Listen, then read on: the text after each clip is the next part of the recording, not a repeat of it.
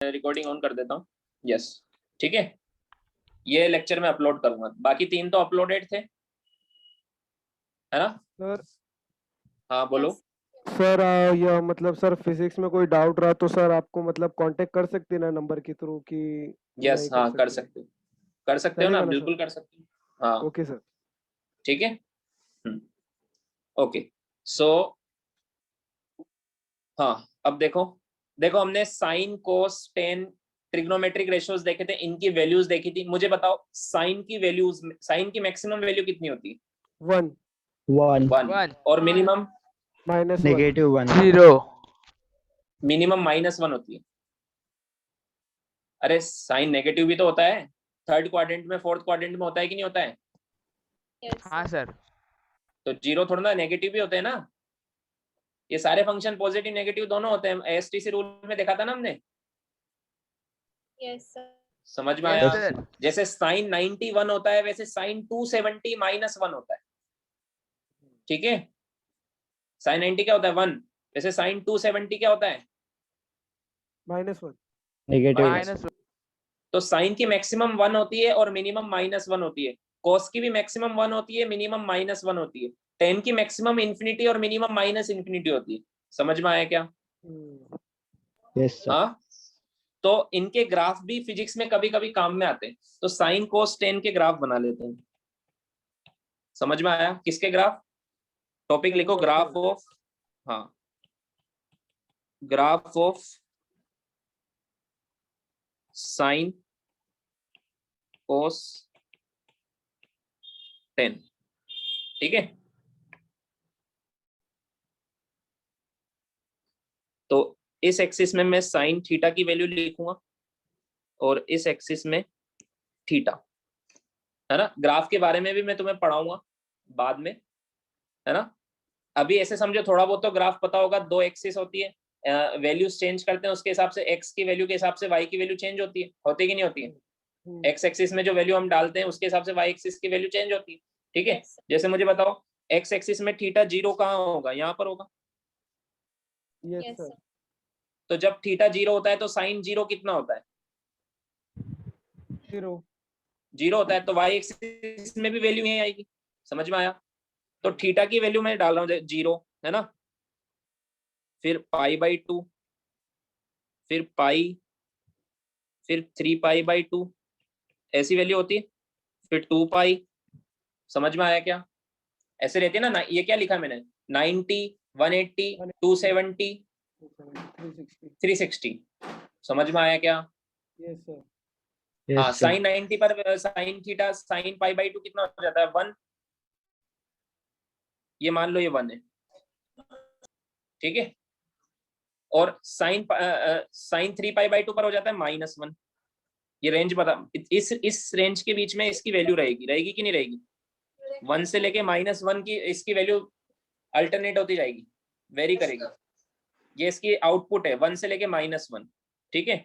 अब इसका ग्राफ ऐसा होता है, देखो।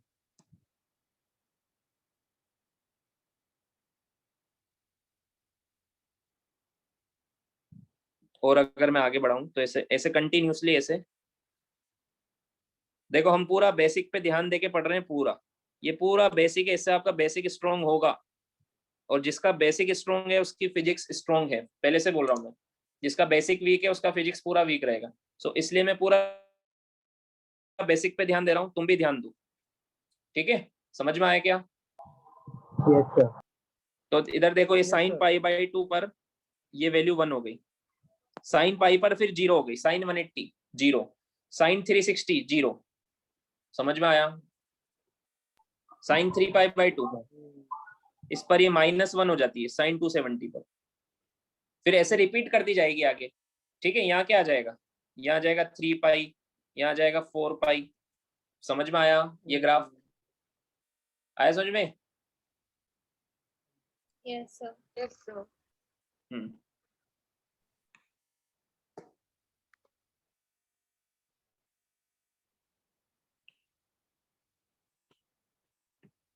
कोस थीटा वर्सेस थीटा, इसकी वैल्यू भी कहां से कहां तक वेरी करती है? 1 -1 से to लेके माइनस से वन ऊपर negative पॉजिटिव ऊपर आता है और नेगेटिव नीचे आता है, ठीक है। सो अब मुझे बताओ थीटा 0 हो तो cos 0 कितना होता है? 1 1। तो ये कहाँ से शुरू होगा? ये ग्राफ 1 से शुरू होगा या 0 से होगा? 1 से 1 से शुरू 1 से, है ना। हाँ, अब यहाँ पर भी मैं ऐसे लिख देता हूँ, ये π/2, ये पाई, ये 3π/2, ये 2π, ठीक है। अब sin π/2 कितना, सॉरी cos π/2 कितना होता है? 0। 0 cos 90 0, है ना। याद आ गया Yes, सबको? sir. तो कैसा ग्राफ बनेगा? ये यहाँ से शुरू होगा,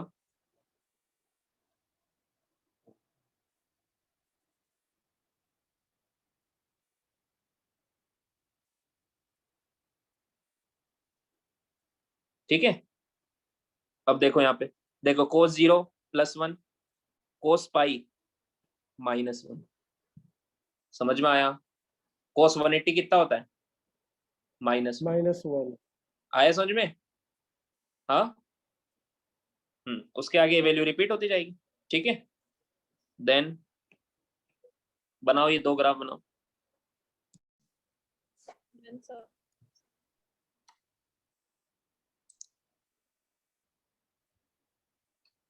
tan का, अब देखो tan की जो वैल्यू होती है वो तो इन्फिनिटी तक होती है कि नहीं होती? कहाँ से Yes, लेके sir. कहाँ तक?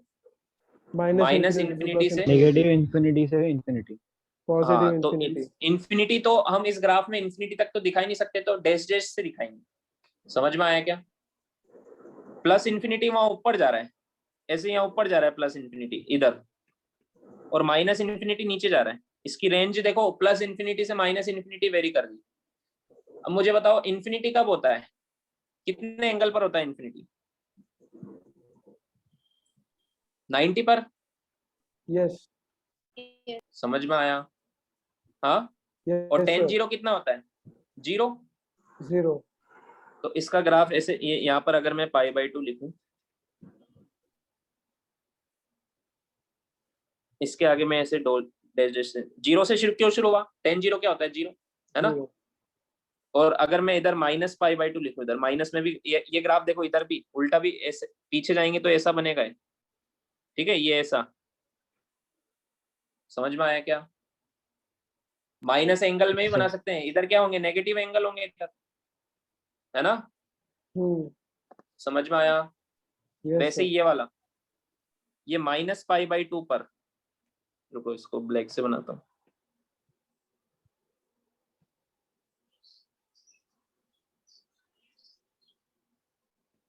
ये इन्फिनिटी तक जा रहा है, और वैसे ही ये माइनस इन्फिनिटी पर जा रहा है।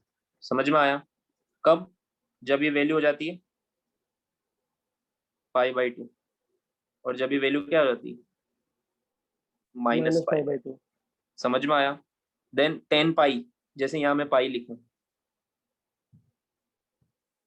और फिर यहाँ क्या लिखूंगा? 3π/2।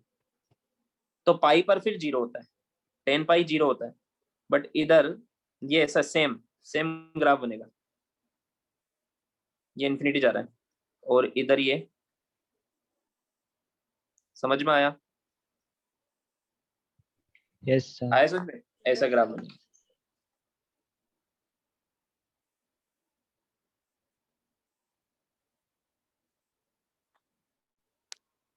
ठीक है। हमारे काम में आता है साइन और कोस का, साइन और कोस का ग्राफ काम में आता है। क्यों आगे आता है? आगे जब हम आगे पढ़ेंगे फिजिक्स में तो वहां पता लगेगा तुम्हें, ठीक है।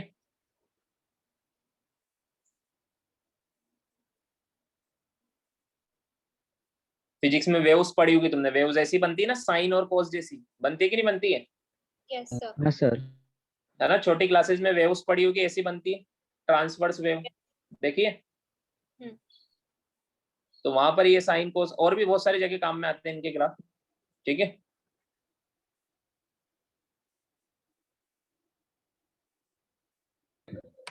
सर हाँ बोलो Aditya. Ten ten tan theta वापस एक्सप्लेन कर दीजिए ना ग्राफ। हाँ देखो, टेन वो टेबल याद है ना, 1090 इन्फिनिटी होता है कि नहीं होता? Yes sir. Yes sir. और 10 180 माइनस, वैसे प्लस इन्फिनिटी माइनस इन्फिनिटी में कोई फर्क नहीं पड़ता, बट वो 10 180 कौन सा क्वाड्रेंट है? कौन सा क्वाड्रेंट है? 10 180. सेकंड में आ रहा है ना, सेकंड में 10 नेगेटिव होता है, Second. सेकंड में 10 Yes. क्या होता है? नेगेटिव। जैसे 10 120 Negative. 10 150 वो सारी वैल्यू नेगेटिव आएगी, इधर आएगी कि नहीं आएगी? Yes sir. इधर सॉरी, इधर इधर ये वाला सेकंड क्वाड्रेंट है, ठीक है? तो इस वाले में सारी वैल्यू नेगेटिव आ रही है, इसलिए यहां से शुरू हो रहा है। समझ में आया? ये π/2 से पाई सेकंड क्वाड्रेंट है ना, हाँ सर. हाँ सर. इसलिए कहां से शुरू हो रहा है? माइनस इन्फिनिटी से। समझ में आया क्या? सेकंड क्वाड्रेंट में ये Yes, sir. सारी, ये सेकंड क्वाड्रेंट है, फिर ये थर्ड क्वाड्रेंट आ गया। थर्ड क्वाड्रेंट में 10 पॉजिटिव होता है, ये थर्ड क्वाड्रेंट, और ये सेकंड क्वाड्रेंट। ये कौन सा क्वाड्रेंट है? ये फोर्थ क्वाड्रेंट है, माइनस का एंगल बताया था ना मैंने। Yes sir. Yes sir. तो फोर्थ में भी 10 नेगेटिव होता है। समझ में आया? और ये Yes sir. फर्स्ट क्वाड्रेंट है, ये फर्स्ट क्वाड्रेंट है, 0 से 90, ये एंगल 0 से 90। समझ में आया?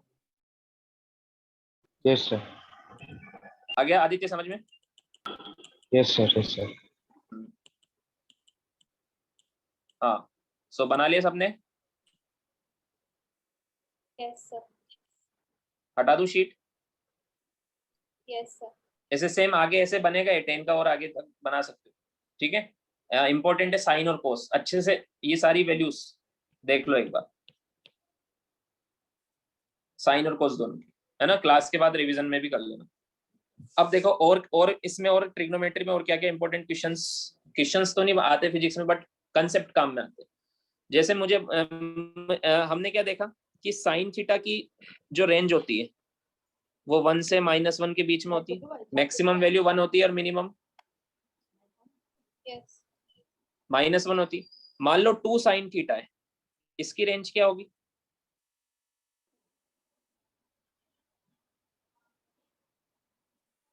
टू साइन थीटा, इसकी रेंज क्या होगी? जो साइन थीटा की उसकी डबल। Yes, sir. आवाज आ रही है ना मेरी? Fine. हाँ 2 और -2. हाँ, 2 और -2 कैसा है? साइन π/2 पुट करो, 1 आएगा, उसको 2 से मल्टीप्लाई करोगे साइन π/2 तो कितना आएगा? 2 आएगा कि नहीं आएगा? Yes. अरे कोई डाउट हो तो पूछो मुझसे, ऐसे चुप बैठे रहोगे तो फिर मुझे पता नहीं लग रहा है कि तुम्हें ये समझ में आया कि नहीं आया। हाँ Yes. Yes, sir. ये समझ में आया ना? 2 साइन थीटा की रेंज क्या आएगी? मैक्सिमम 2 होगी वैल्यू और मिनिमम, मतलब इसकी वैल्यू 2 से -2 के बीच में वेरी करेगी। जैसे साइन थीटा की ग्राफ बनाया ना, अगर मान लो मैं 2 साइन थीटा का ग्राफ बनाता तो यहाँ पर क्या लिखता? 2, और यहाँ क्या लिखता? -2।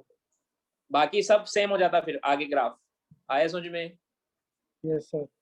Yes sir. हाँ, अगर मान लो मैं 3 साइन थीटा का बनाता तो यहाँ पे 3 लिखता और यहाँ -3 लिखता। आया समझ में? Yes sir. अगर मान लो मैं a साइन थीटा का ग्राफ बनाता तो यहाँ a और यहाँ -a लिखता। समझ में आया? Yes sir. हाँ हाँ, इसको हटा देता हूँ। तो मुझे बताओ a साइन थीटा की मैक्सिमम वैल्यू क्या होगी? a and -a। Maximum a और -a। Minimum -a। समझ में आया? वैसे अब कोस थीटा की बात करते हैं। कोस थीटा की रेंज क्या होती है? यही होती है, -1 to Same +1। range. है ना? ये रेंज होती है। 2 कोस थीटा की 2 and -2। 2 2 एंड minus -2, है ना? Yes sir. एकदम बेसिक से पढ़ाऊंगा, तुम्हें हर चीज समझ में आनी चाहिए। देन b कोस थीटा की, b and B -b। and negative B. b and -b। समझ में आया क्या? Yes, sir. आया समझ में? Yes, sir. अब Yes, बात, sir. अब ये तो इजी है। देखो, जैसे मैंने तुमसे पूछा, मान लो एक एग्जांपल, सिंपल सा क्वेश्चन कि y = 3 साइन थीटा की मैक्सिमम वैल्यू बताओ, तो तुम बोल दोगे सर y = 3। बोल दोगे कि नहीं बोल दोगे? यस Yes, इससे sir. ज्यादा y की वैल्यू आ सकती है क्या? No, No. sir. इससे ज्यादा y की वैल्यू आ सकती है क्या? No, sir. तो y मैक्स कितना आएगा? 3. 3. 3 और y मिनिमम Negative Nine. 3. -3। अब मैं अगर तुमसे बोलूं मैं कि y is equal to 3 sine theta plus 4 cos theta की मैक्सिमम वैल्यू बताओ।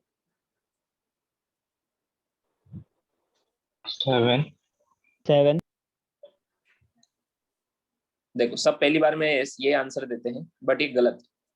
देखो कैसे तुम्हें भी समझ में आ जाएगा क्यों गलत है। देखो तुमने 7 इसको इसकी मैक्सिमम 3 लिखी और इसकी मैक्सिमम 4 लिखी, बट किस एंगल पर तुमने इसको 3 लिया और किस एंगल पर इसको 4 लिया? इसको लिया 90 डिग्री पर और इसको लिया 0 डिग्री पर, बट यहाँ एंगल तो सेम ही ना। अगर तुम यहाँ 90 लिखोगे तो यहाँ पर भी 90 आना चाहिए। समझ में आया क्या? अगर मैं थीटा इक्वल टू 90 लूं तो कितना आएगा? y is equal to 3 plus 0, ये तो 3 आया। और अगर थीटा इक्वल टू 0 डिग्री लूं तो कितना आएगा? 3 + 1 0 प्लस 4, ये तो 4 आएगा। तो 4 मैक्सिमम वैल्यू है क्या?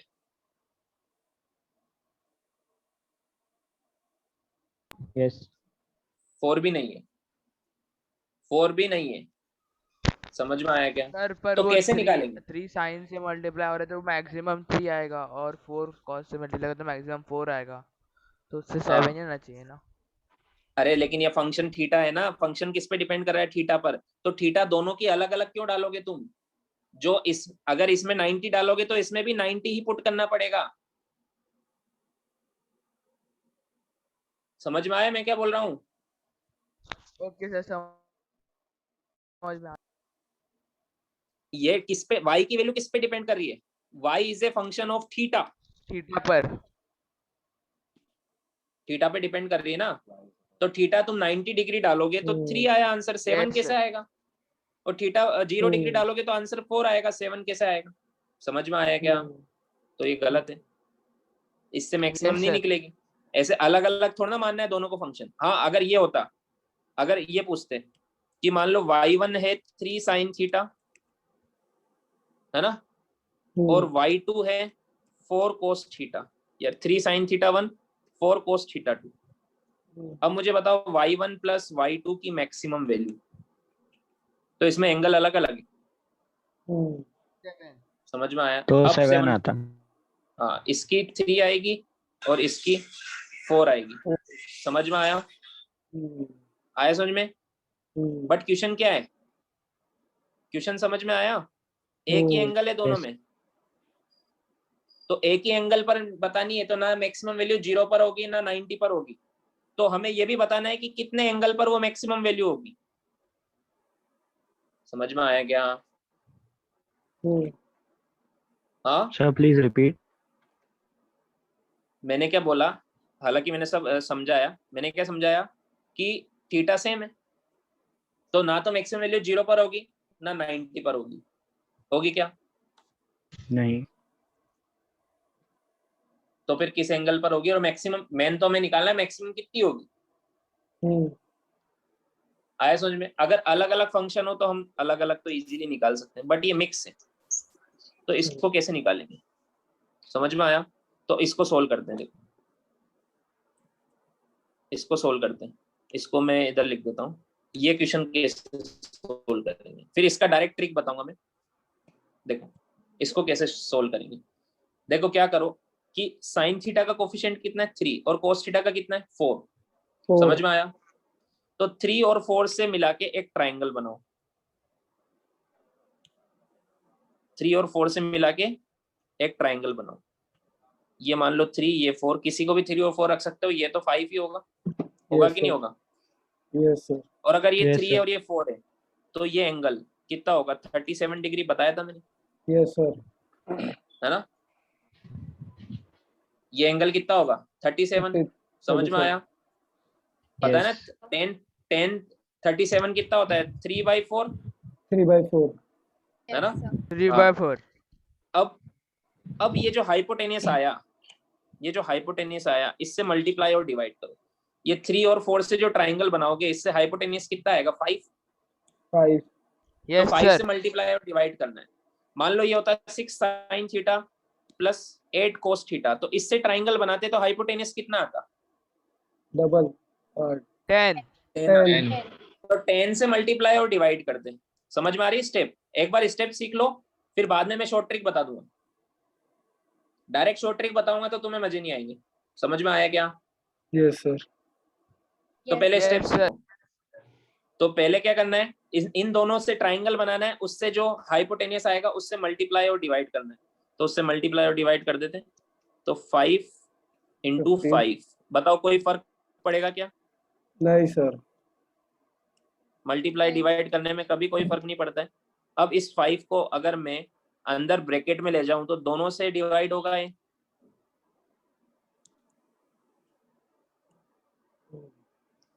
दोनों से डिवाइड होगा। होगा कि नहीं होगा? Yes. एक तो सब टाइम पे आया करो, बार बार बीच में आते हो, डिस्टरबेंस होता है। कितना टाइम हो गया क्लास शुरू है? ठीक है।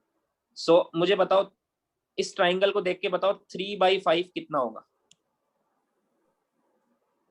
3/5 साइन हाँ। थीटा। हाँ, साइन थीटा होगा। साइन थीटा कितना है? 37। 37। साइन 37 होगा ना। तो इसकी जगह क्या लिख Yes, सकता sir. हूँ मैं? इसकी Yes, जगह sir. क्या लिख सकता हूँ मैं? 5। इसकी Sin जगह क्या लिख 37. सकता हूँ मैं? Sine 37 degree into sine 37 theta. Degree और 4/5 की जगह क्या लिख सकता हूँ? cos 37। 4/5 पता है cos ना 37। क्या होता है? Base upon hypotenuse. ये वैल्यू याद होनी चाहिए वैसे डायरेक्ट भी। cos 37 into cos theta. समझ में आया? यस सर ठीक है। अब मुझे बताओ, इसको अगर तुम्हें ऐसे समझ में नहीं आ रहा है तो मैं इसको ऐसे लिख देता हूँ। cos 37, पहले इसको लिख देता हूँ, cos theta plus sign 37 sine theta. बताओ ये ऐसा कोई फॉर्मूला देखा है क्या तुमने? cos cos साइन साइन वाला देखा है क्या?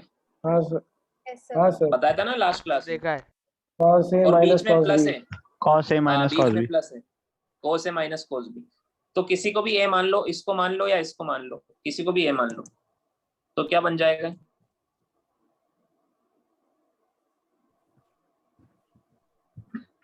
cos 37 degree minus theta. आया क्या समझ में? हाँ अब सर देखो आपने ये कॉमन एंगल आ गया, ये एंगल ही तो है, ये पूरा एक एंगल है कि नहीं है? तो cos के साथ जो भी एंगल हो उसकी मैक्सिमम वैल्यू 1 होती है कि नहीं होती? हाँ। Yes sir. तो इसकी मैक्सिमम वैल्यू कितनी होगी? 5। 5 इंटू 1, इसकी तो 1 है ना मैक्सिमम वैल्यू। यस सर ये तो cos का फंक्शन आ गया ना। हमने साइन और cos को cos में कन्वर्ट कर दिया। समझ में आया क्या? अब तो कोई दिक्कत नहीं है ना? हाँ। सर फर्स्ट स्टेप में थोड़ा प्रॉब्लम आ रहा है फर्स्ट स्टेप में क्या? सर फोर्थ First स्टेप में सर फोर्थ स्टेप, ये 1, ये 1, ये 2, ये 3 और ये 4, ये वाली sir first step. First step में तो कुछ नहीं करना था। फर्स्ट में तो मैंने क्या बोला, ये जो कोफिशिएंट होते हैं ना, इसका सर और 3 इसका, इनसे सर ट्राइंगल इसकी बनाओ। नहीं सर, उसके हाँ? नीचे वाले में सर 3/5 साइन थीटा, मतलब सर उसको आपने हाँ, 37 भी लिखा और फिर साइन थीटा भी क्यों लिखा सर फिर? ये साइन थीटा तो ये वाला है ना, ये तो पहले से था। हाँ सर। मैंने तो इसकी जगह लिखा 3/5 के बदले साइन 37 क्या होता है? 3/5 3/5 लिखवाया था ना मैंने। और cos मतलब। 37 क्या होता है? पर सर उधर तो सिर्फ 3/5 4/5। लिखा है ना। तो 3/5 की जगह साइन 37 नहीं लिख सकता हूँ क्या मैं? सर मतलब आपने ऐसे अज्यूम किया 3/5 साइन भी और फिर साइन थीटा अलग से, वैसे कर रहे हो सर? वो तो अज्यूम क्या किया है, वो तो पहले से ही लिखा है ना। ये 3/5 इंटू साइन थीटा ये लिखा हुआ है वहां पे। इसकी जगह मैंने साइन 37 नहीं लिख सकता हूँ क्या? ओ ये सर, समझा। समझा हाँ? सर, अभी समझा। समझ यस में सर। आया? पूछो, जो भी डाउट हो क्लियर करो। सर अरे ये तो अपनी जगह पे, ये अपनी हाँ जगह सर, पर है, समझा। इनको मैंने कुछ नहीं किया, मैंने इन दोनों की जगह वैल्यू पुट की है बस। सर इसकी जगह क्या लिखा मैंने? cos 37। हाँ बोलो। cos 37। सर जो बोलो। फोर्थ स्टेप है उसमें आपने बोला कि मैक्सिमम वैल्यू 1 है, कि बट उसमें 37 का भी इन्फ्लुएंस है ना, क्योंकि सब्ट्रैक्ट भी किया है ना एंगल। हाँ तो क्या हुआ, ये तो एक पूरा एंगल ही है ना, ये तो एंगल ही है हाँ ना। सर। कोस थीटा लिखो या कोस थीटा 1 माइनस थीटा लिखो, इस थीटा को मैं थीटा 1 माइनस थीटा भी तो बोल सकता हूँ, है तो एंगल ही ना। Yes sir. इसकी मैक्सिमम वैल्यू क्या होगी? 1 ही होगी। कब होगी इसकी मैक्सिमम वैल्यू? 1। इसमें थीटा, यहाँ पे थीटा की जगह 37 डिग्री पुट करो, कोस जीरो की वैल्यू क्या होती है? 1 होती है। 1। Yes sir. उससे ज्यादा वैल्यू आ ही नहीं सकती इसकी। समझ में आया क्या? अरे Yes, जैसे sir. कोस थीटा की मैक्सिमम रेंज ये होती है, वैसे कोस ए माइनस बी, इसकी रेंज भी यही होगी। अरे ये तो ब्रैकेट के अंदर जो होता है वो तो एंगल ही होता है, तो एंगल यस तो सर। कुछ भी डालो तुम, 1 से लेके -1 के बीच में ही आएगी। Yes sir. ये पूरा एंगल ही Yes, तो है। sir. Yes sir. तो यस कुछ सर। भी डालो इसमें, Yes, ए sir. माइनस बी, ए को कुछ भी डालो, बी को कुछ भी डालो, रेंज हमेशा 1 से बी -1 के बीच में ही आएगी। समझ में आया? Yes sir. आदित्य तुम्हारा डाउट क्लियर हुआ? Yes sir. हाँ सर, समझा। ये पूरा कोस का फंक्शन है, इसकी मैक्सिमम, इसकी जो रेंज होगी वो 1 से लेके -1 के बीच में ही होगी। समझ में आया? हाँ सर. Yes sir. और रौनक तुम्हारा डाउट क्लियर यस हुआ सर। ये यस वाला? सर। ठीक है। सो मैक्सिमम वैल्यू कितनी आई? 1 + 1 5 आई। 5 5. और मिनिमम कितनी आएगी? -5। 5 इंटू -1 -5। समझ में आया? Yes sir. Yes. अब कुछ लोगों को इसकी शॉर्ट ट्रिक समझ में आ गई होगी, अभी मैं बताता हूँ। लिखो इसको पहले पूरा।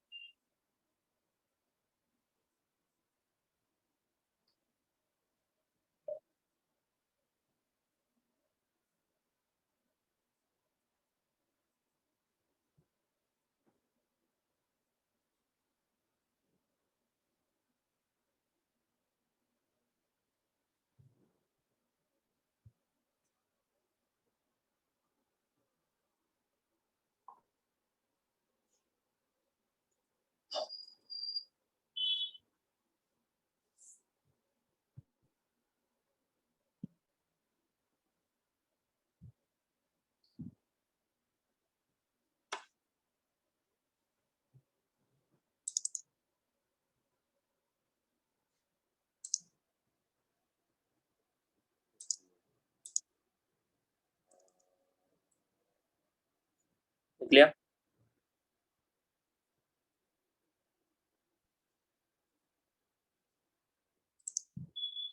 तो अब मुझे बताओ, इसकी मैक्सिमम और मिनिमम डायरेक्ट कैसे बताएंगे? ये जो 3 और 4 इसका जो कोफिशिएंट है, इससे जो हमने हाइपोटेन्यूज बनाया ना, वो इसकी मैक्सिमम है और वो इसकी माइनस में मिनिमम है। समझ में आया क्या? Yes sir. जैसे मान लो मैं एक और क्वेश्चन देता हूँ, yes sir. y is equal to 6 sin theta plus 8 cos theta, इसकी मैक्सिमम और मिनिमम बताओ। 10 10 and minimum maximum negative and 10. -10 minimum. y maximum क्या होगी? 10 Plus 10. 10 और y मिनिमम क्या होगी? -10। Negative 10. -10. अब इसकी बताओ, y is equal to sine theta plus √3 cos theta,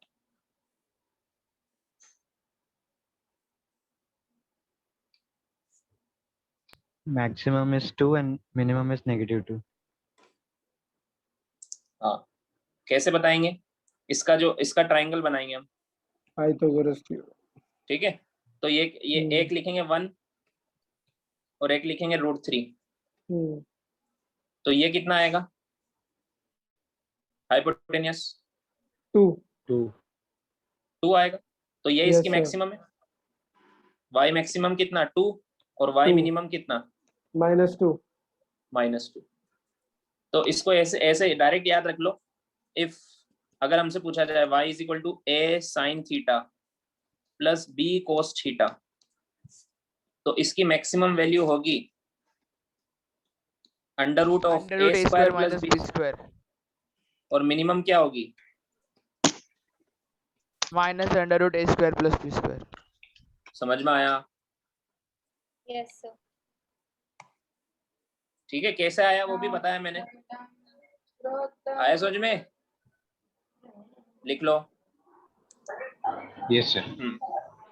okay, so trigonometry में बेसिक कंसेप्ट हमने देख लिए है ना।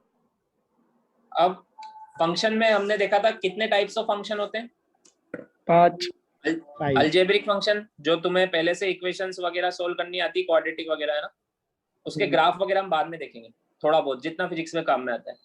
देन फिर ट्रिग्नोमेट्रिक फंक्शन हमने देख लिया ट्रिग्नोमेट्री। फिर बचा था लॉगरिथमिक और एक्सपोनेंशियल। मिक्स्ड फंक्शन तो मिक्स होता है, तो अब हमें Yes, पढ़ना है sir. Logarithmic and exponential. ठीक है, सो लिखो लॉगरिथमिक फंक्शन। Hello sir. हाँ बोलो। सर जो क्वाड्रेंट रहता है उसमें जो भी हॉरिजॉन्टल और वर्टिकल लाइन पे जो एंगल्स रहते हैं वो भी कोई क्वाड्रेंट में आते हैं, जैसे आते हैं ना, 27। जैसे 0 से 90 फर्स्ट क्वाड्रेंट है, सर तो उसमें फिर उसके 90 बाद सेकंड क्वाड्रेंट। ठीक है, तो 90 कौन से क्वाड्रेंट में आएगा? फर्स्ट में मान लो उसको। ठीक है सर। देन लिखो सर लॉगरिथमिक। हाँ बोलो। सर फिर 0 डिग्री वाला फोर्थ क्वाड्रेंट में आएगा? नहीं नहीं, देखो साइन 0 कितना होता है 0 1 सर 0 0, Zero, और साइन zero. 360 वो भी 0 रहेगा। तो क्या फर्क पड़ता है, तुम उसको फर्स्ट में बोलो या फोर्थ में। समझ में आया क्या? Yes sir. हाँ, यस सर। अगर Yes, फोर्थ sir. में बोलते तो नेगेटिव होना चाहिए था, नेगेटिव नहीं है ना। हाँ सर। सर तो Next ऐसा is बोल log- सकते हैं कि it's on y axis, sorry x axis. ये दोनों के बीच में लाई करते हैं वैसे। एक्स एक्सिस 0 डिग्री और 360 एक्स पर ही तो होता है। किस पे होता है? हॉरिजॉन्टल एक्सिस पे ही तो होता है 0 और 360। पूरा एक राउंड लगा के वहीं तो आ जाते हैं। समझ में आया? इसलिए तो साइन 360 0 होता है वापस से। Yes. ऐसे याद रख लो, साइन 0,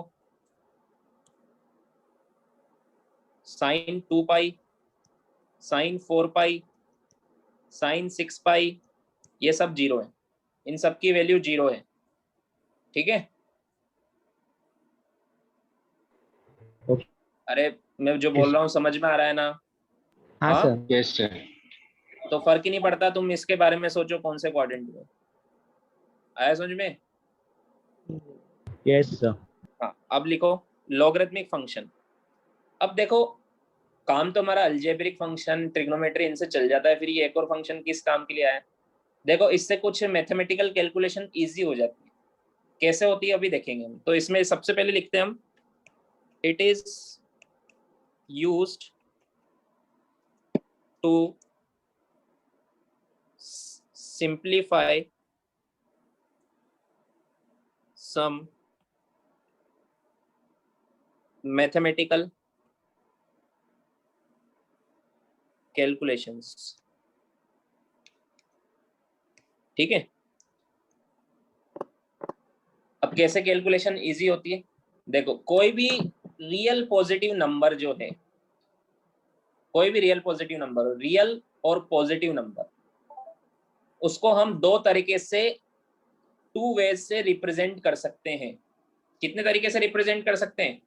2 तरीके से। जैसे मान लो 25 है, तो एक तो मैं इसको 5 का स्क्वायर इज इक्वल टू 25 लिख सकता हूँ। एक तो क्या लिख सकता हूँ मैं इसको? 5 स्क्वायर 5 का स्क्वायर इज इक्वल टू 25 ऐसे लिख सकता हूँ। इसको बोलते हैं एक्सपोनेंशियल रिप्रेजेंटेशन। क्या बोलते हैं इसको? Exponential representation. और एक होता है इसका उल्टा, जो होता है लॉगरिथमिक रिप्रेजेंटेशन। वो कैसे लिखेंगे अभी बताऊंगा मैं। समझ में आया क्या? Yes. आया समझ में? Yes, sir. Yes, sir. So लिखो any positive real number, let's say n, ठीक है? Any positive real number, let's say n, can be represented in two ways. First one is exponential representation.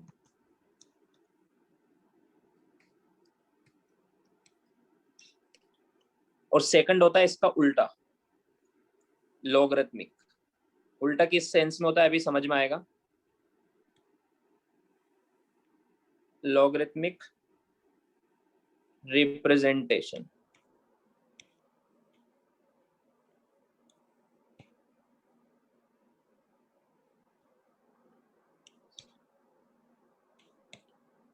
ठीक है। For example, जैसे मान लो मेरे पास एक number है 25, ये रियल पॉजिटिव नंबर है। Yes sir. Yes, sir. इसको मैं दो तरीके से रिप्रेजेंट कर सकता हूं। एक तो फर्स्ट वाला जो मैंने बताया इजी वाला, वो तुम्हें पहले से आता है। इसको क्या लिख सकता हूं मैं? 5 का स्क्वायर इज इक्वल टू 25, ऐसे लिख सकता हूं ना? कोई भी नंबर को ऐसे लिख सकते हैं ना। यस जैसे 36 है तो 6 का स्क्वायर इज इक्वल टू 36, ठीक है। Yes sir. अब इनमें देखो, इसको बेस बोलते हैं, इन सब के नाम पता होना चाहिए, ठीक है। इसको पावर या डिग्री या एक्सपोनेंट बोलते हैं, समझ में आया। और ये तो वो नंबर है n, इसको नंबर बोलते हैं। आया समझ में? Sir. Yes, sir. बेस कौन है? 5 इसमें, Five. और पावर डिग्री एक्सपोनेंट कौन है? 2। 2। तो हाँ, ये ऐसे रिप्रेजेंट कर सकते हैं। ये इजी वाला रिप्रेजेंटेशन है जो तुम्हें Yes, समझ sir. में भी आ गया होगा, है ना।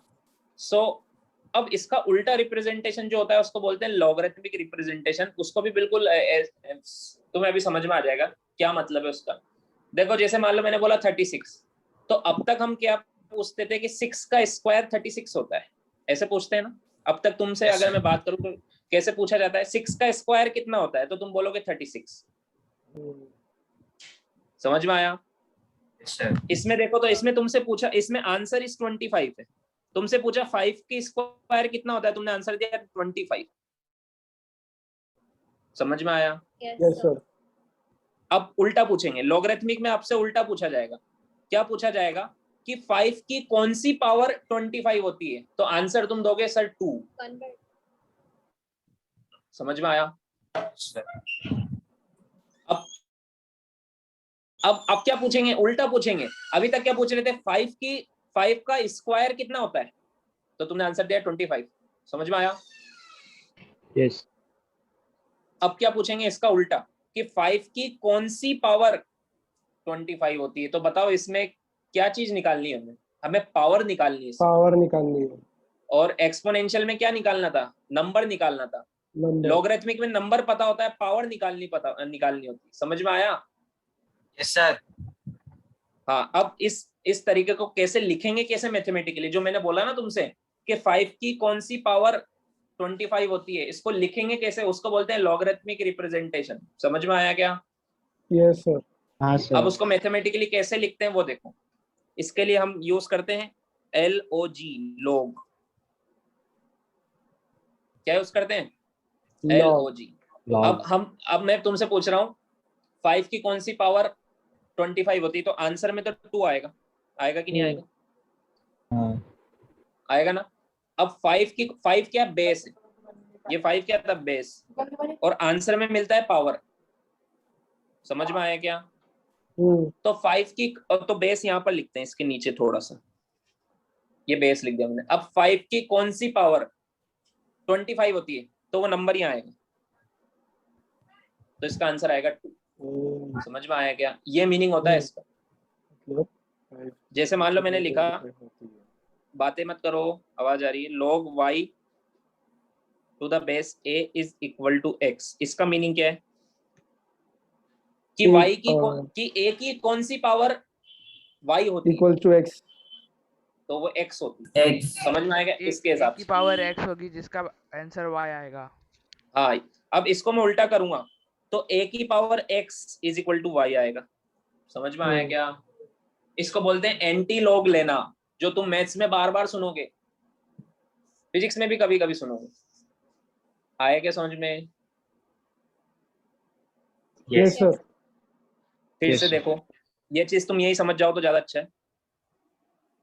कि फिर से मैं बोलता हूं, चलो इसका आंसर दो।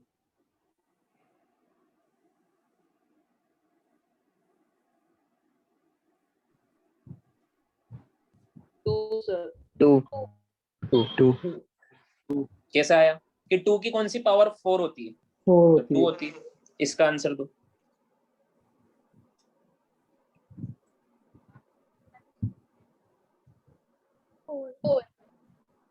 Four. 4 और 3 की पावर 4 लगाओगे तो 81 आएगा। 3 इंटू 3 9, 9 इंटू 3 27, 27 इंटू 3, तो इसका आंसर आएगा 4।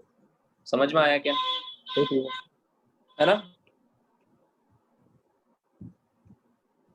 इसका तो 2 आया था, देखा हमने। अब इसका उल्टा ये है, यहाँ पर मैंने पूछा कि इसमें मैंने पूछा कि 5 की कौन सी पावर 25 होती है, तो आंसर आया 2। इसका उल्टा क्या पूछूंगा कि 5 का पावर 2 कितनी होती है, तो वो 25 होती है। समझ में आया क्या? Yes sir. हाँ, तो अब यहाँ से देखो, मुझे एक चीज मैं अभी क्या भी सिखा रहा हूँ। देखो इधर, अब ये दोनों बात तो एक ही है ना, रिप्रेजेंटेशन है, ये लॉगरिथमिक है और ये एक्सपोनेंशियल है। Yes sir. समझ में आया? अब इसको एंटी लॉग भी बोलते हैं, एक्सपोनेंशियल को एंटी लॉग भी बोलते हैं, एंटी लॉगरिथमिक रिप्रेजेंटेशन। क्यों? इधर देखो, देखो 5 की कौन सी पावर 25 होती है? 2 होती है। फिर उसका उल्टा मैं पूछूं कि 5 की पावर 2 कितनी होती है? तो 25 होती है। समझ में आया क्या? तो इससे मुझे इस इक्वेशन में जाना है, तो वो ऐसे बनेगी ना। अरे हाँ ना तो बोल दो ना, Sir. नहीं समझ में आया तो ना बोलो फिर। यस हाँ? Yes sir. आया समझ में?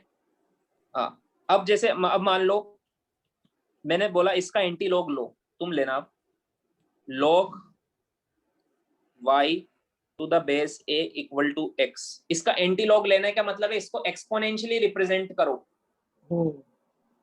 a by x A to equals to x y। to x equals यहाँ to पे y। मैं क्वेश्चन लिख देता हूँ, रिप्रेजेंट इट इन, ताकि तुम अच्छे से नोट्स में लिख लो, एक्सपोनेंशियल वे। ठीक है? सो क्या आंसर आएगा? a raised to x is equal a raised to x equals to y। समझ में आया?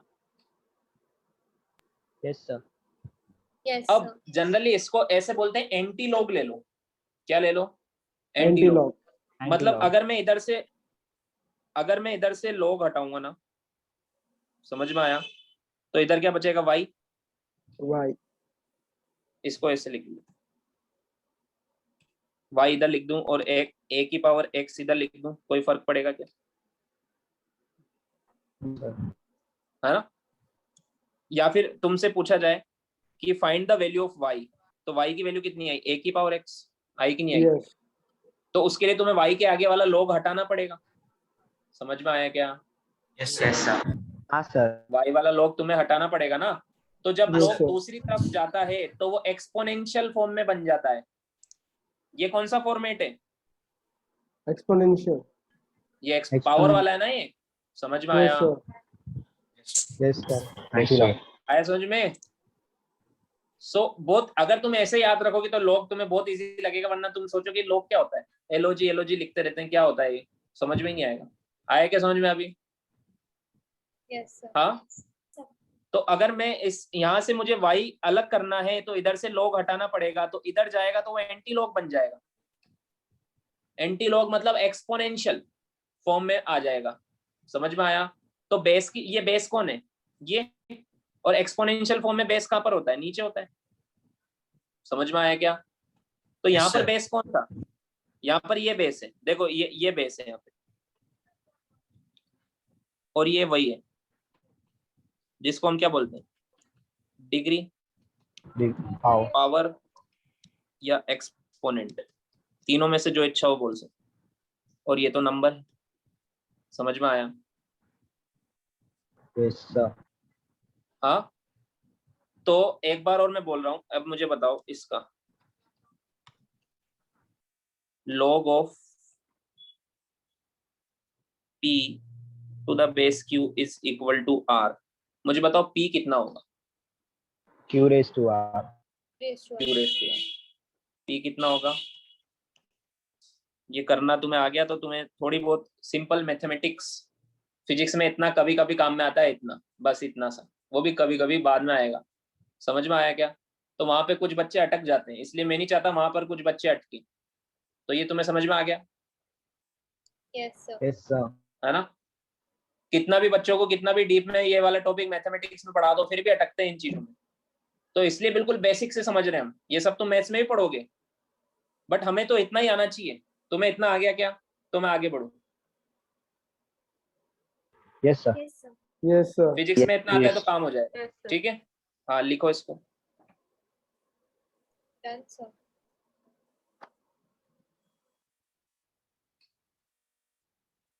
तो एक्सपोनेंशियल रिप्रेजेंटेशन और लॉगरिथमिक रिप्रेजेंटेशन दोनों एक दूसरे के उल्टे हैं। एक्सपोनेंशियल को एंटी लॉग भी बोलते हैं।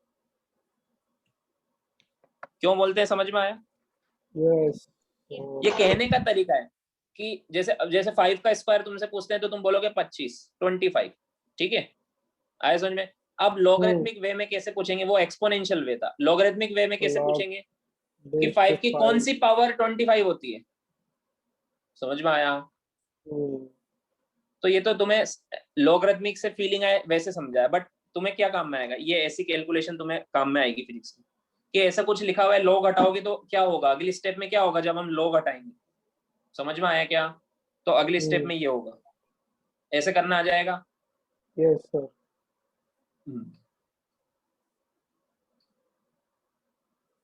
लिख लिया, आगे बढ़े। Sure, sir. Done. सो इसको रीड कैसे करते हैं, जैसे इसको रीड कैसे करते हैं, log of y to the base a, इसको कैसे रीड करते हैं, log of y Of y.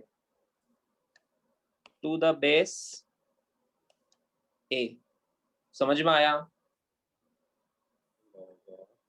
Yes, sir. ऐसे ऐसे रीड करना है इसको, लिखोगे मैथमेटिक्स में ऐसे, बट बोलोगे ऐसे। समझ में आया? Yes, sir. बेस क्या होता है, Yes, sir. पता है ना? Base sir. क्या होता है, Yes, sir. है ना? यहाँ पर ये बेस है और ये वो नंबर है, और a की कौन सी पावर y होती है, उसका आंसर तुम्हें इक्वल में मिलेगा। मान लो x होती है तो ये पावर है। समझ में आया? Yes, sir.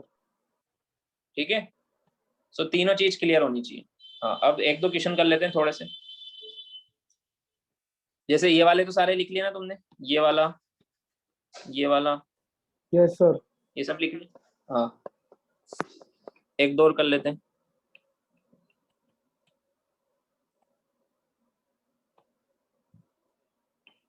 इसका आंसर बताओ। 3.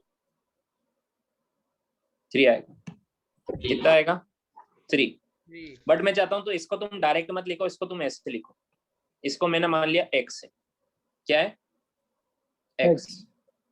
अब तुम इधर से log हटाओगे तो क्या बन जाएगा, अगली स्टेप में बताओ क्या बनेगा। 8 to the Log power हटाओगे x तो equals to 512.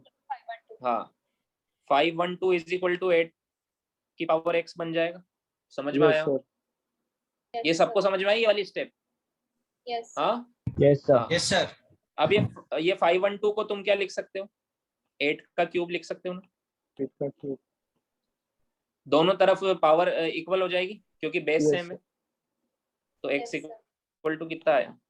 3. 3। 3. समझ में आया? Okay, sir. Yes, sir. हाँ, ये वाला सोल्व करो।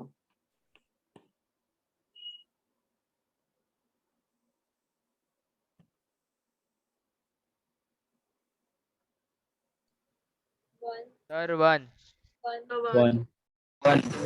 ये 1 आएगा, है ना।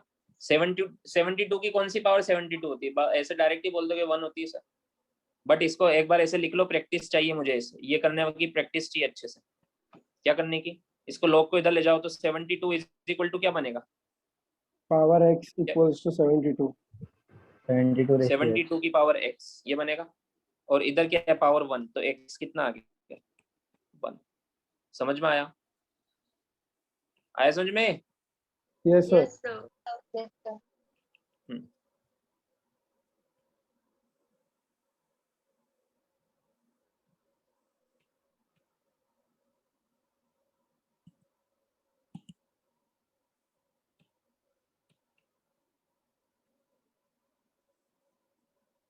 ये कितना होगा?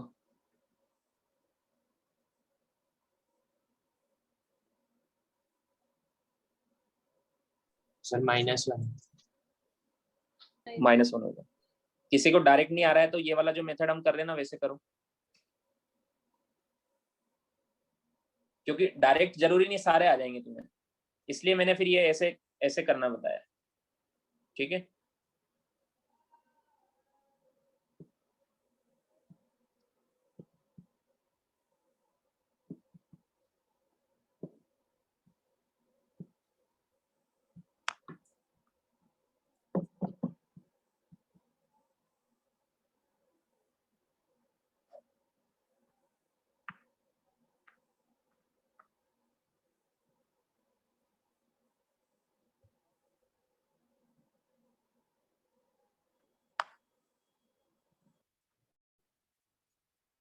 हुआ? क्या लिखेंगे इसको? मान लो इसकी वैल्यू x है, अब क्या करेंगे? लॉग को दूसरी साइड ले जाएंगे, है ना। I is equal to 1/5 into x। तो क्या बन जाएगा? 5 इज इक्वल टू 1/5 की पावर x, ये बनेगा ना। अरे Yes, बेस sir. की पावर हाँ में आ सर। जाती है ना पावर, तो इसको ऐसे लिख सकते हैं 1 की पावर x अपॉन 5 की पावर x। 1 की तो कोई भी पावर हो वो 1 ही होती है, तो ये क्या बनेगा? 1/5 की पावर x। इसको ऊपर ले जाएंगे तो क्या बनेगा? 5 की पावर -x, और इधर 5 की पावर 1 है, तो -x इक्वल टू 1 आया, तो x इक्वल टू कितना आएगा? -1. समझ में आया क्या? हाँ सर। Yes, sir.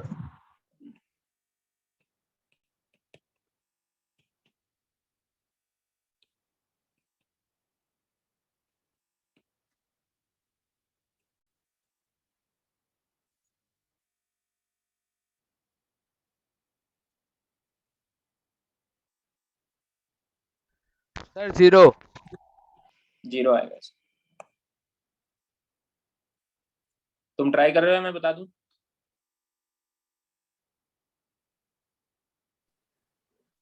Sir. तो हो गया। इसको क्या लिखेंगे? x। तो अब क्या करेंगे? लॉग उधर लेके जाएंगे, एंटी लॉग लेना बोलते हैं इसको, तो इधर क्या बचेगा? 1, और इधर बेस इधर आ जाएगा की पावर x। समझ में आया? हाँ। हाँ सर।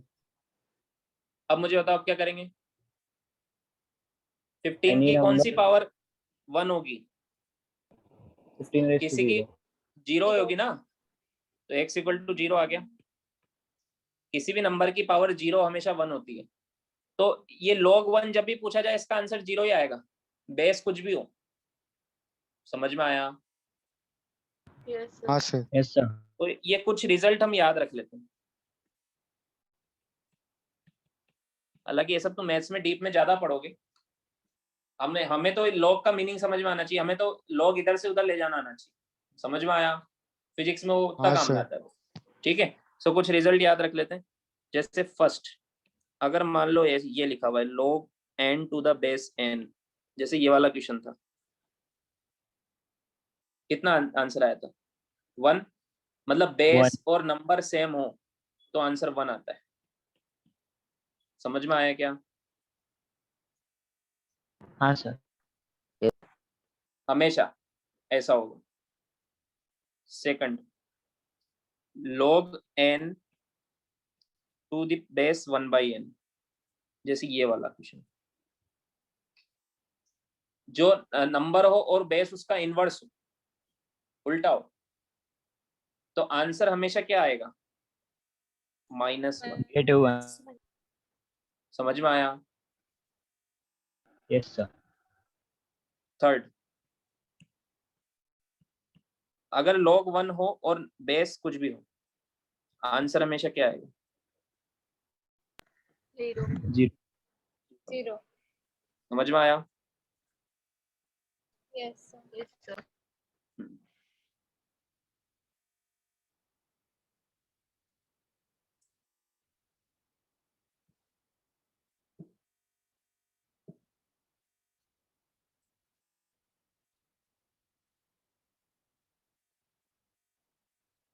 हुआ? yes sir yes sir. Sir yes sir हाँ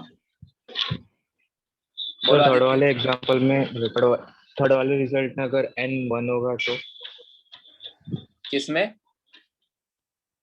थर्ड वाले रिजल्ट log में अगर n log 1 1 होगा तो तो हमेशा 0 ही होता है।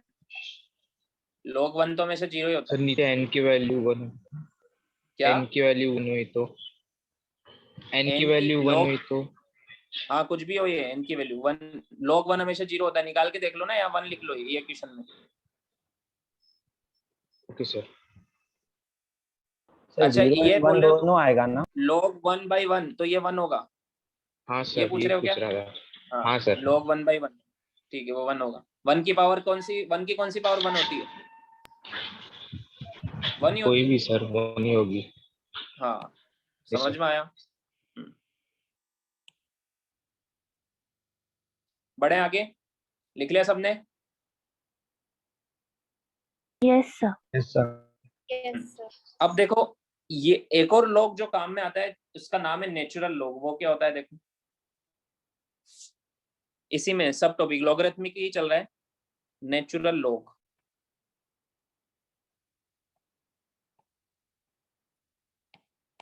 नेचुरल log देखो, ऐसा log जिसका बेस पता है ना क्या होता है?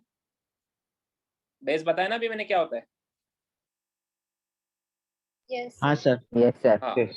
सो log, ऐसा log हो जिसका बेस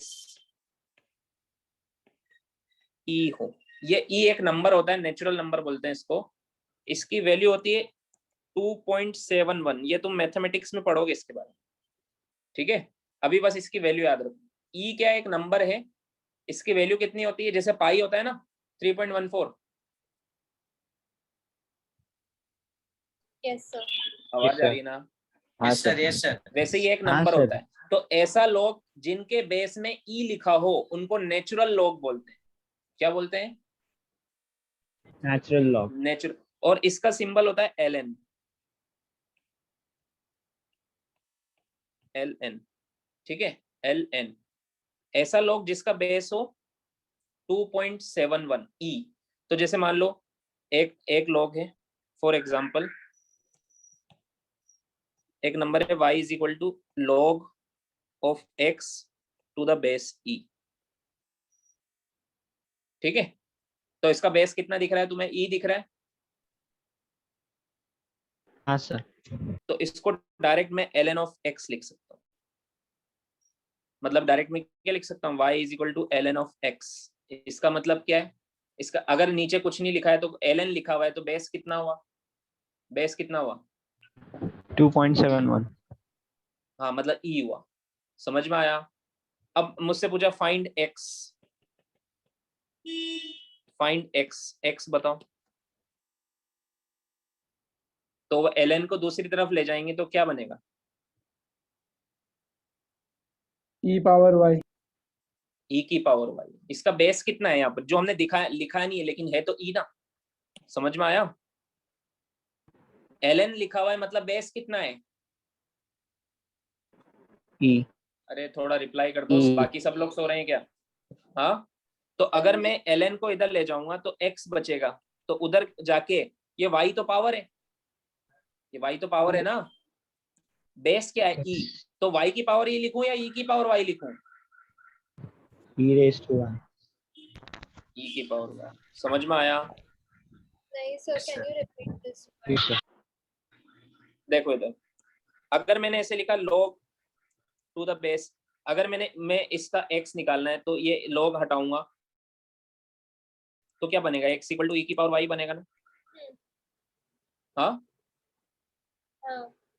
अभी इतने सारे क्वेश्चन में यही तो क्या है इन सब में, इसमें नहीं इसमें सर, इसमें वो इसमें मतलब नहीं सर, मतलब हाँ, y is 8.71 मतलब क्यों है ऐसे, वो नहीं समझा मुझे। क्या पूछ रही हो? वापस से बोलो। e की वैल्यू ऐसे 2.71 मतलब क्यों है, मतलब व्हाट इज एग्जैक्टली? अब ये तो तुम्हें मैथ्स में पता लगेगा, अभी तुम इसको लिख के रखो बस, ठीक है? जैसे पाई की 3.14 होती है ना, ओके, हाँ। समझ में आया? अभी ये इसको नेचुरल नंबर बोलते हैं, अभी तुम्हें इतना पता होना चाहिए e की वैल्यू इतनी होती है, ठीक है? ओके, समझ में आया? Yes sir. ये तुम्हें करना आ गया कि मैं इधर से ln हटाऊंगा तो इधर ये e की पावर y कैसे आया? वो समझ में आ गया। हाँ बस, समझ में आया? Yes sir. ये लिखो। अब कुछ फॉर्मूलेस भी होते हैं जो कभी कभी काम में आते हैं, लॉगरिथमिक, इसमें लॉग से रिलेटेड फॉर्मूले सारे, ठीक है? सो क्या क्या फॉर्मूले हैं? log m to the base a, मान लो एक log है, और log n to the base a, ये दो log है, ठीक है? दोनों का बेस सेम होना चाहिए। देखो दोनों का बेस ध्यान से देखो, ये भी a है और ये भी a है, सेम है ना? तो इन दोनों को ऐड करने का जो फॉर्मूला है वो होता है log m इंटू n, ये ऐड हो जाएगा टू द बेस a। समझ में आया? जैसे एक है log 2 और एक है log 5 और दोनों का बेस सेम है तो वो log 10 बन जाएगा। आया क्या समझ में? Yes sir. हाँ sir. कैसा? ये फॉर्मूला डायरेक्ट तुम्हें याद रखना है, ठीक है? अब जैसे मान लो माइनस वाला फॉर्मूला, बेस सेम होना चाहिए, डिवाइड हो जाएगा। तो ये बन जाएगा log m by n to the base a। समझ में आया? Yes sir. Yes, sir. ठीक है? अब मान लो कुछ ऐसा है, log m to the power n है और बेस ये है, ये तो नंबर है और बेस a है। नंबर क्या है? m की पावर कुछ n है। समझ में आया? जैसे मान लो फॉर एग्जांपल ये log ऑफ 2 की पावर 3, और बेस में कुछ भी हो सकता है, बेस में a ले लो ऐसे, तो ये क्या बनेगा? ये n जो है आगे आ जाता है, n into log m to the power a, तो बताओ ये क्या बनेगा? 3 log 2 टू द बेस। समझ में आया? ठीक है? इनको इमीडिएटली याद रखने की अभी कोई जरूरत नहीं, जब भी काम पड़ता है तो हमें अपने आप चीजें याद हो जाती है, ठीक है? जब भी इसका यूज आएगा कहीं ना कहीं तुम्हें याद हो जाएगी, इस पे अभी जोर नहीं लगाना है ज्यादा इतना, ठीक है? समझ में आया? Yes sir. अब देखो एक फोर्थ फॉर्मूला है जिसको बोलते हैं बेस चेंज प्रॉपर्टी। ये भी कभी कभी काम में आ जाता है। देखो हर वो चीज जो कभी पूरे फिजिक्स में मान लो 10 बार भी काम में आएगी या 5 बार भी काम में आएगी, वो मैं बता रहा हूँ, ऐसी कोई चीज नहीं छूटनी चाहिए जो बाद में काम में आए और हमने पढ़ी नहीं हो, ठीक है? सो हर वो चीज जो कभी ना कभी काम में आ सकती है वो सब हम पहले ही पढ़ रहे हैं ताकि बाद में सिर्फ फिजिक्स पढ़ेंगे। समझ में आया क्या? ऑल्दो ये सब हाँ चीजें तुम sir. मैथमेटिक्स में पढ़ने वाले हो, बट उनमें टाइम लगेगा अभी, एक साथ तुम नहीं पढ़ लोगे। हाँ हम एक साथ पढ़ रहे हैं सारी चीजें, ठीक है? Okay sir. So base change property क्या होती है? जैसे मान लो कोई log है, log y to the base x, ठीक है? तो इसको मैं ऐसे लिख सकता हूँ log y upon log x, ऐसे लिख सकता हूँ, और बेस कुछ भी लगा सकता हूँ, मेरी इच्छा से कुछ भी बेस लगा सकता हूँ, बट दोनों में सेम लगाना है। समझ में आया क्या? Sir, एक एग्जांपल दो।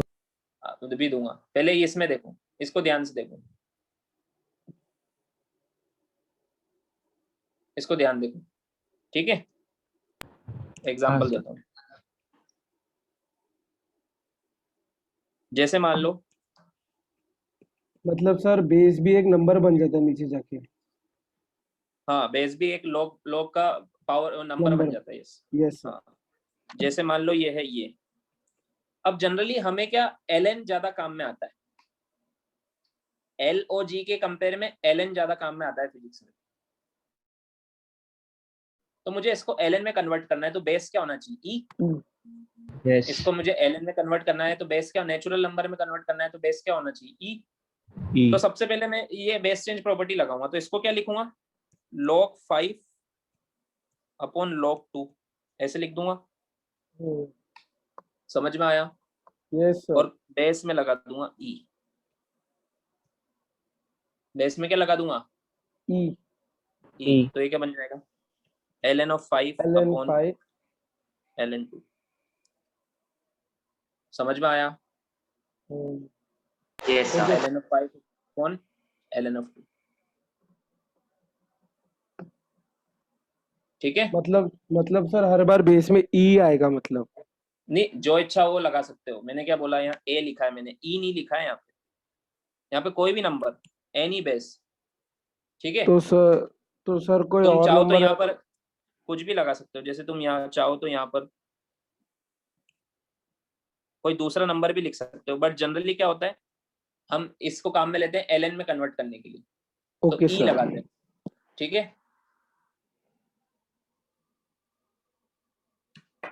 लिख लो।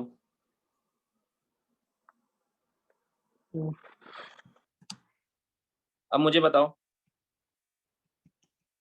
ln of E कितना होगा? 2.71। ln of E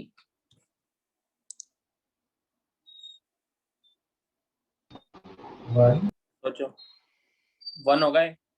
कैसे? ये क्या है? ln of E मतलब ये log E to the base E है, हाँ। है ना? ln मतलब क्या होता है? ऐसा log जिसका बेस E हो। समझ में आया? Yes. तो इसमें ये वाला लगेगा ना रिजल्ट, ये वाला। तो कितना आंसर आएगा? 1। 1. 1। जैसे मैं तुमसे पूछता log of 10 to the base 10, तो कितना आंसर आएगा? 1। 1। समझ में आया? हाँ। अब दो काम की चीजें सीखो, अकॉर्डिंग टू CBSE और SSC बोर्ड में भी यही होता है। दो काम की चीजें सीखो। अगर तुम्हारी किसी बुक में ln लिखा हुआ है तो ये तो तुम समझ ही जाओगे कि इसका बेस कितना है? E, है ना? ln तो वो तो यूनिवर्सल है, ln मतलब बेस E। अगर मान लो बेस E ना हो और log लिखा हुआ है और ये y लिखा हुआ है और बेस में कुछ नहीं लिखा हुआ है, तो बेस 10 लेते हैं। बेस क्या लेते हैं? समझ में आया? सर मतलब हर बार इसमें 10 लेना है? अगर कुछ नहीं लिखा है तो 10 लेना है, अगर कुछ नहीं लिखा है Okay. तो 10 लेना है। समझ में आया? और ln लिखा है तो वो तो E होता है। ठीक है, आया क्या समझ में? जैसे बुक Yes, sir. कहीं ना कहीं तुम फॉर्मूला देखोगे log 10 1 होता है, तो ये 1 कैसे हुआ? क्योंकि इसका One. बेस 10 है। क्योंकि इसका बेस 10 है। आया समझ में? Yes sir. तो जहां कहीं नहीं कुछ नहीं लिखा है मतलब उसमें बेस 10 है। ये CBSE और SSC बोर्ड में ये ऐसे फॉलो हो जाता है, तो तुम्हें ऐसे मान के चलना है। ठीक है, ऐसा नहीं हमारी मर्जी से कुछ भी बेस ले लेंगे। समझ में आया क्या? Yes sir. Yes, sir. लिखो। कोई डाउट है लॉगरिथमिक रिप्रेजेंटेशन में?